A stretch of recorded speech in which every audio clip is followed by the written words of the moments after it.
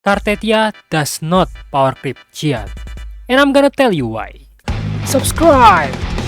Hello guys, welcome back to my channel R7s. So in today's video, we are going to talk about a spicy topic, which is a power creep in Wuthering Waves. And in today's video, we are going to compare the first limited Aero damage dealer in the game, or General Jiyan, and the latest limited Aero damage dealer in the game, the Wandering Knight of Raguna, Carthethyia. Now, if you deny that there are some differences between the damage of Carthethyia and Jiyan, you're in copium. Why? Because the damage difference is clear as day. But R7s, you said that Carthethyia does not power creep Jiyan. Why did you say that there's difference between their damage? Now, let me explain. Now, before we talk about damage, we need to talk about context behind it first. So, I'm going to break it down in three categories, which are Sonata Set, supports, and playstyle. Now, the main topic for today's talk is Gale, the best in slot Sonata Set for Jiyan, and the Windward Pilgrimage, the best Sonata Set for Carthethyia. Alright, now let's compare them together. So, what does the Gale do to the characters that using it, like Jiyan? First, the Valiant Bringal itself giving you aero damage bonus by 12%, that means 12% damage amp, and heavy attack damage increased by 12% as well. This is the main damage for Jiyan, which in total there's a 24% damage amp. Now, the Sonata effect itself is giving you 10 and 13. That means everything that this set gives is whopping 64% damage amp for Jiyan. Okay, now let's compare it to Windward Pilgrimage, and let's see what the set does to the user itself. First, if you are using Carthethyia, surely you are going to use the Reminiscences of Fleur-de-Lis as a first slot in your eco set, right? Because it will give you 10% aero damage bonus and another 10% aero damage bonus if you are Aero Rover or Carthethyia herself, right? Then, the Sonata effect itself is pretty unique. It gives you 10% aero damage bonus in 2 sets, and in 5 sets, you are going to get another crit rate by 10% and another 30% aero damage bonus. The power creep itself is already clear here, based on the Sonata set. Why? Because this set gives you whopping 60% damage amp plus 10% crit rate. Okay, so that is very interesting, right? Other set, or the set of Gale, only gives you 64% damage amp, while Windward Pilgrimage gives you whopping 60% and another 10% critical rate. Now, let me ask you, if you get to choose 4% damage amp or 10% critical rate in your eco subset, what are you gonna choose? It's no brainer, you are going to choose critical rate. And I think people still don't understand how massive that is. Okay, now let's go to see Sonata Set, which is Frosty Resolve. Now let's see what does the Frosty Resolve give to the character that using it. First, there's a Glacio damage bonus by 12%, which is for Carlota, and 12% damage bonus for Resonance skill, which is perfect because Carlota is Resonance skill damage dealer. Then, 2 sets giving you another 12% of Resonance skill damage bonus, and casting Resonance skill grants you 22.5% Glacio damage bonus for 15 seconds, which is awesome, and casting Resonance Liberation increases Resonance skill damage bonus by 18% and stacking for 2 times. You know how many damage amp that this set gives to Carlota? First, 12%, 12%, 12%, 22.5% and 80% times 2. That means the set itself gives you whopping 94.5% damage amp. Meanwhile, old characters like Jiyan, Xiangliao only get like 64% damage amp just from their set. Now, if you are wondering why Carlota does so much damage than Xiangliao or Jiyan, this is your answer. Their Sonata set is Powercreep. So, I think the power creep is not happening in the character itself, but the set that they are using. Same goes to Eternal Radiance for Zani. if we look at this Carthethyia, the best in slot for the first slot in Sunny's Echo, they give us 12% spectral damage bonus, which is for Sunny, 12% heavy attack damage bonus for Sunny as well, and spectral damage bonus for 10%, good, and inflicting spectral fragile enemies increase crit rate by 20%. Attacking enemies with inflicted 10 spectral fragile stack will grant you another 15% spectral damage bonus. That means this set gives you 49% damage amp plus 20% critical rate. I still think if you get to choose between 15% damage bonus or 20% critical rate, I personally think you will choose the critical rate by 20% any day, any night. Am I wrong? Now, after we talk about the sets, we are going to talk about the best in-slot support for the character itself. For Jiyan, we are going to talk about Shorekeeper and Mortefi. Meanwhile, for Carthethyia, we are going to talk about Carthethyia herself, Ciaccona, and Rover Aero. Right, now let's compare them together. Now, what does he give to the team, to the Jiyan, in terms of damage? First, we are going to talk about the weapon. Static Miss, if you assuming you are using Static Miss for Mortefi in the Jiyan's team, he is going to get you 10% attack. Not bad, but yeah, that's it. And the best in slot set for Mortefi in Jiyan's team actually Empyrean Anthem. The difference is not far, but probably 5 or 3%, but still this is the best in slot, and he gives you around 20% attack. Okay, then the outro skill giving you 38% heavy attack damage bonus, which is the Jiyan's main damage type. Right, so that's it what he gives to Jiyan himself. And let's not forget about his own damage, because Mortefi's damage is pretty good in Empyrean Anthem set, right? So the Resonance Liberation itself giving you like 3 or 3.5 thousand damage per tick. And a friend of mine, Theorycrafter named Btex, if you know him, he told me that Mortefi can fire up to 60 projectile during one rotation. So I assume if Mortefi shoots up 60 projectile, he is going to give you around 160k damage in his rotation, which is pretty awesome, right? Hello, Kyle from the future here. Sorry that I forgot to add that S6 Mortefi actually gives 20% attack. So you may heard that I do not say anything about this, but relax, I already put it in the calculation. So yeah, this is the disclaimer. So in total, Mortefi gives you around 160k damage for the enemies, and 30% attack, and 38% damage amp. Now let's go to the Shorekeeper. Shorekeeper gives you a lot of buffs. Now let's talk about the weapon. Stellar Symphony will give you a 14% attack if you have Stellar Symphony, that is. And with her set, she will give you 10% of attack from Fallacy of No Return by casting it. Then give you 15% of attack from Rejuvenating Glow effect, right?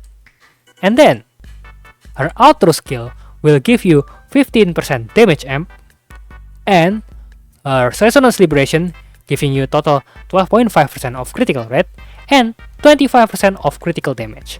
So that is pretty interesting if you look at it, right?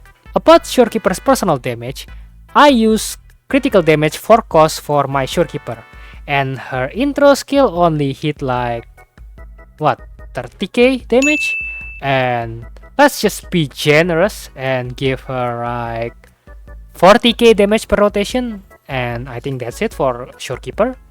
Now let's compare it to Carthethia's best in slot team, Aero Rover and Ciaccona. First we talk about Aero Rover. Now let's go to the weapon itself. Blood Pack Splash. It's a free weapon if you do the story of 2.2. Okay? The effect itself is giving you arrow damage dealt by Resonator in the field is amplified by 18% if you have R3, which you can get by doing the exploration in Septimont. Here, this icon right here, and here, this icon right here. right? So for now, you can have R3 for the blood pack splash, right? Now, let's go to the set, okay? The set will give you another 15% aero damage amplification for all the teammates around him, right? Or her, if you are using female rover. Then, what many people do not understand how important rover is in Carthethia's team is the outro skill, okay? The outro skill allows the enemies to receive 3 stacks more of aero erosion. The maximum stack of aero erosion is 3, and now you can inflict 6 stack of aero erosion. That is massive for Carthethyia, because Carthethyia has a skill right here that will amplify the damage of her resonance liberation by 20% per stack of aero erosion.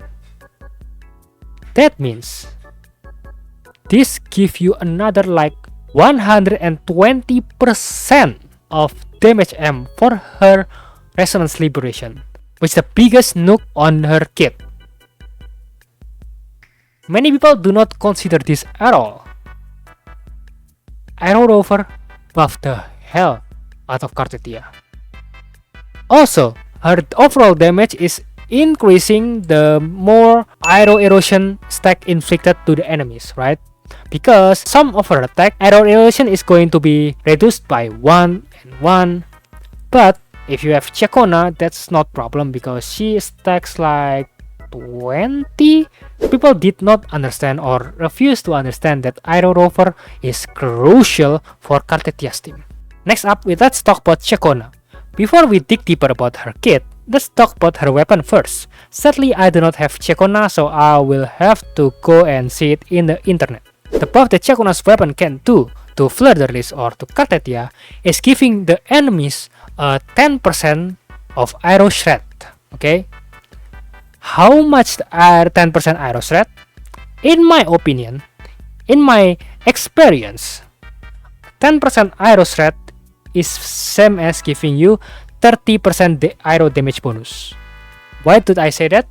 Because if you are playing Wuthering Waves since 1.0, you will see and realize that at the middle tower, you will get buffed by 30% of attribute damage bonus. All attribute damage bonus got buffed by 30%.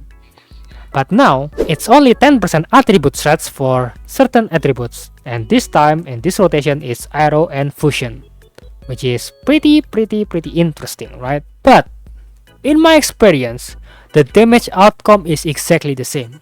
So, I am under an assumption that 10% Aero Shred translated to 30% Aero damage bonus. I can be wrong, but that's just my experience on the game. Next, we talk about the solo concert. What is this? If she created a hologram that she sings around with her in the battlefield, all characters in the team will get 24% Aero damage bonus, which is awesome, right? So, the weapon gives you 30% aero damage bonus, and the solo concert gives you 24% aero damage bonus. Now, the outro skill will buff the aero erosion damage bonus by 100%. That is crazy. Why? Because there are a lot of Carthethia's kit that considered a aero erosion damage. That means the damage is absolutely crazy. So, what does the Aero Rover do to the team? First, his personal damage is around 120k per rotation and probably more. As for the Blood Pack Splash, give you 18 to 26% damage amp for Aero. For the Gust of Valkyrie, giving you 15% of Aero damage bonus to the team as well. And by giving another additional 3 stacks of Aero erosion, Aero Rover give like 60% of damage amplification for Carthethyia, which in total 120k personal damage and 101% damage amp. That's what Aero Rover gives to Carthethyia. Now let's analyze what the Ciaccona gives to the team of Carthethyia.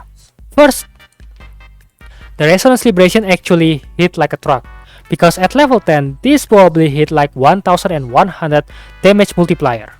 And that's crazy. In other run that I see in YouTube, it hits like 120k, 130k, 140k, and that is absolutely crazy. And her attack actually deals tons of damage as well. So, that is it. And Resonance skill will give you 24% damage amplification for Aero, and the set of Gust of Welkin give you another 15% damage amplification for Aero, and the weapon gives you 30% of damage amplification for Aero again, and her outro skill gives you 100% of Aero erosion damage amplification.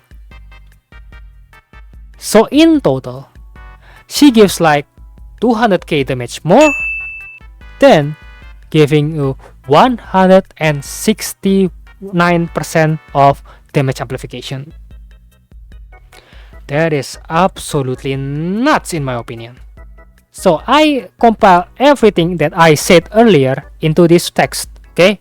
So in total, Jiyan's team, not Jiyan himself, but his team, 220k damage, and he got buffed by 89% attack, 53% damage amp, and 12% critical rate from Shorekeeper, and 25% critical damage from Shorekeeper as well. That looks good, but in comparison, Carthethyia from Aero Rover that deals pretty good chunks of damage, and Ciaccona as well, and Aero Erosion per tick, assuming it ticks 7 times, the total is 140k, okay?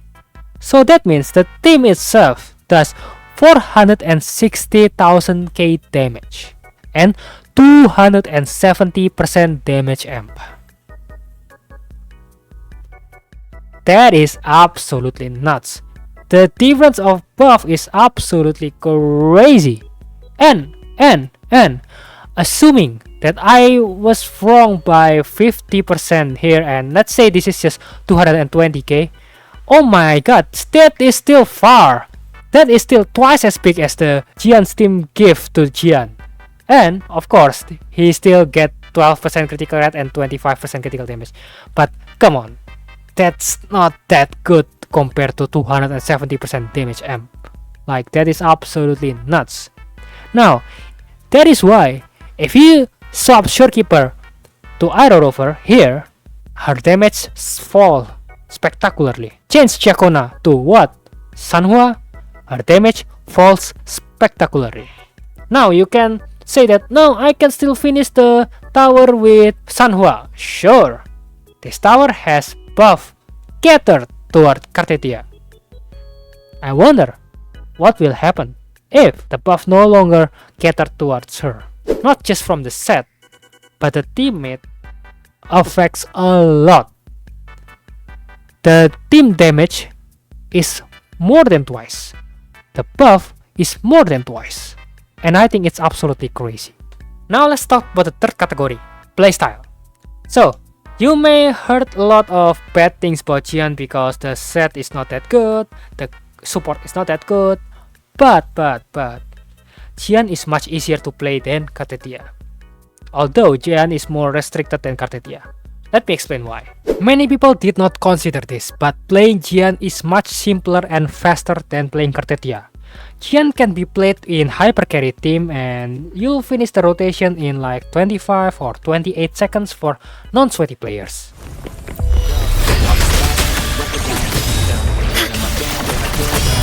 What a cleanser! Inferno! With time. Fury boils! Banal truth! Burn to ashes! You're wide open. Fear no more.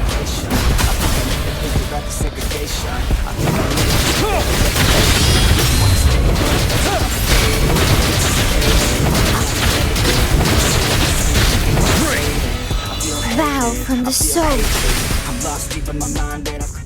Meanwhile, Carthethyia in other hand may require somewhere between 36 or 45 seconds per rotation, for non-sweaty player of course.